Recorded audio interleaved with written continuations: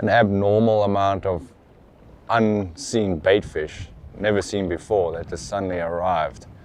The Scourge.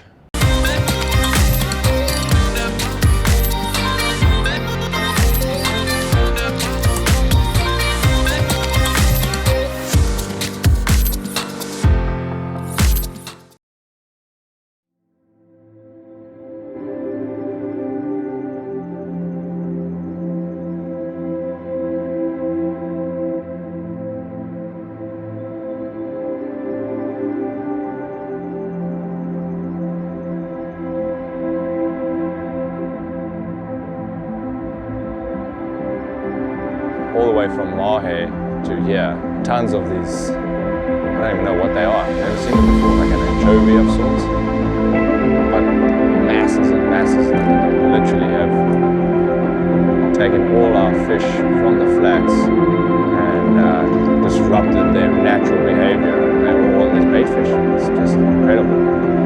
It's great if you happen to be around the baitfish, but if you're on the flats, can be a bit tricky unless the baitfish wash up on flat.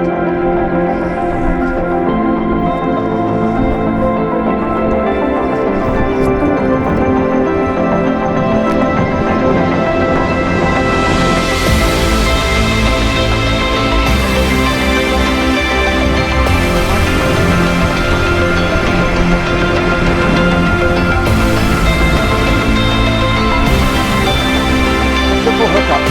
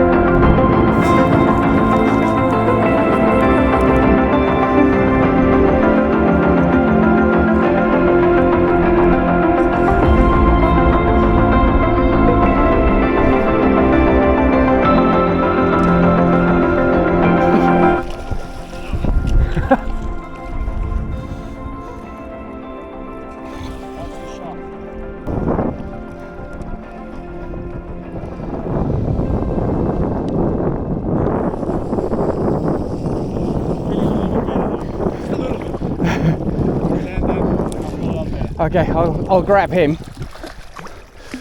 Got him. You beauty.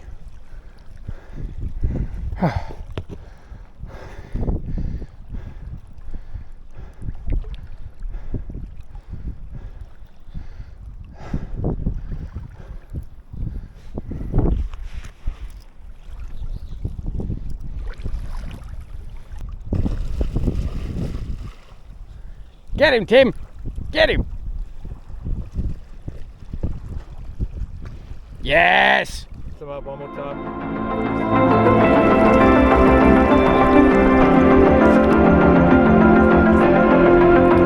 Lucky Dave. Yeah, boys.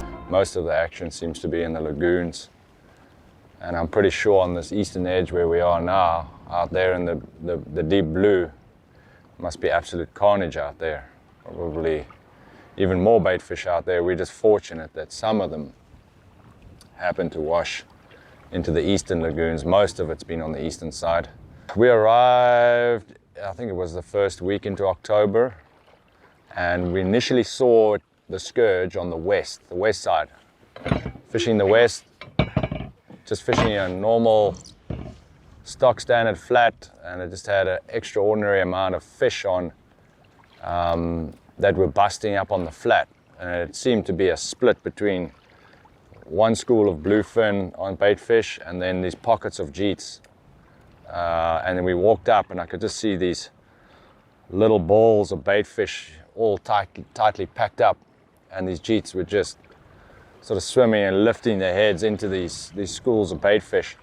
So that worked out quite nicely for us because they were right there, and I thought, well, you know, maybe it's just a once-off, a little bit of a school of baitfish.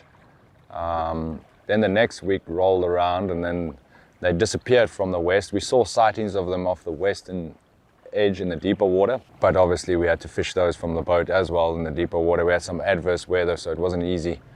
And then they disappeared altogether. And I think we went 3 days on the west, didn't see a fish at all. And then we found them again on the southeast. And when I say we found them, there were masses of them. Like, I've never seen baitfish like that before.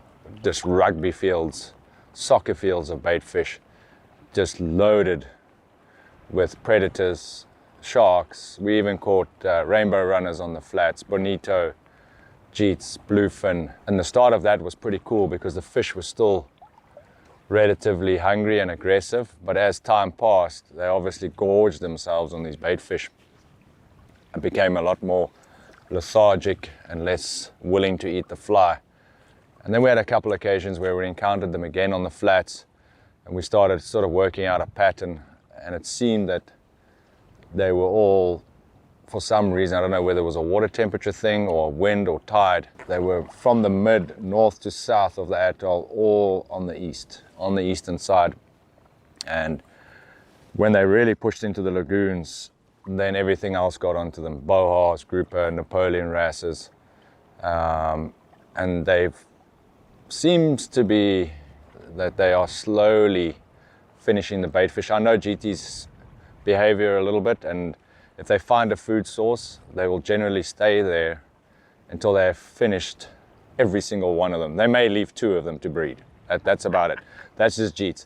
And we've seen fish, like you see them, you know, next to the boat, and they literally regurgitate stomach full of this baitfish just to get it, Dave. Okay, must have been full of baitfish. Anyway, and then they just re-eat what they've regurgitated. They just don't know what to do with themselves. They're like in a trance. They've just never had a food source so abundant in their lives, I think. The bluefin have put on like 200 pounds. They're just fat. They're probably going to get like cardiac arrest or blood pressure problems. They've eaten so much. What do you think it'll do for the GTs moving forwards though? I think it's going to be great. It's a little bit frustrating at the moment. It's awesome to see, and you can go catch a lot of fish in them. But yeah, I think the long-term effects are going to be great. This abundance of food, everything's just feeding crazy and obviously growing a lot faster. It's good for the smaller fish. And I think it's definitely, it's a good sign for us. Though frustrating, I think for the future seasons, an abundance of baitfish like that is obviously, it's just a protein source and protein injection into the atoll like I've never seen before. I've been out here many years and I've never seen anything like it. Never even heard of it. Never heard of it. We get like smaller phenomenons. It could be like rabbitfish or fusiliers or, you know, the common stuff. But whatever this is, possibly because of the cooler water, that's what they're saying. Somehow it has been a very cold October, so the temperatures have been a lot lower, and possibly there was an offshore migration of these pilchards or whatever they are, and they've made their way up onto Mahe, and most of the atolls seem to be having this influx of baitfish. I think as of next season or next October, yeah, I can just stay away from us for a little while. It does disrupt our day-to-day fishing and the flats, because if you get a flat that you know pretty well, there's generally a direction of fish. There's a line that you can work and you'll see the fish. But when you've got these bait fish, obviously they get blocked off, they get distracted, and they don't work onto the flat that you're working on. So it's been tricky, but yeah, we've worked around it and we still managed to catch a ton of fish.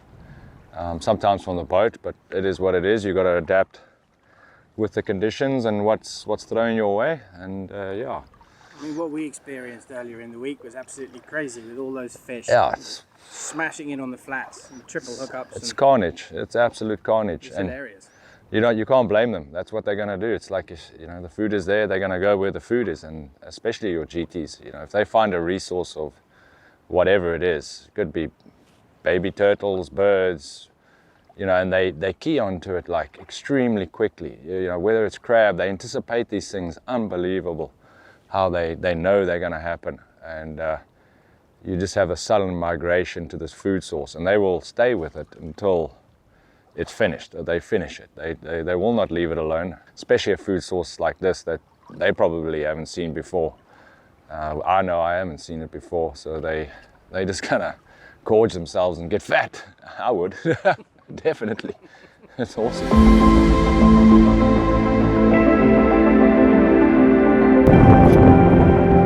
Oh, there's definitely some jeets in there.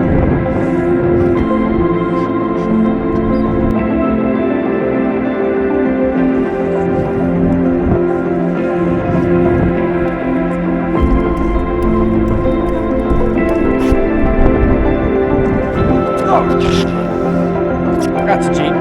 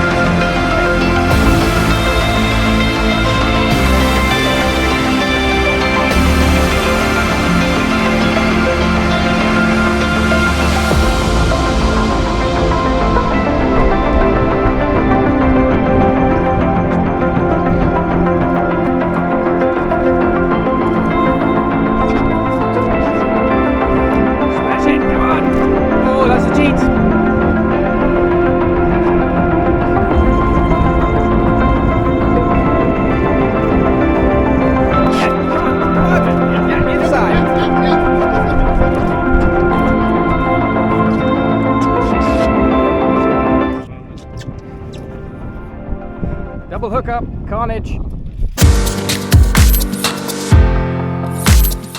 The Springboks are going to win the World Cup.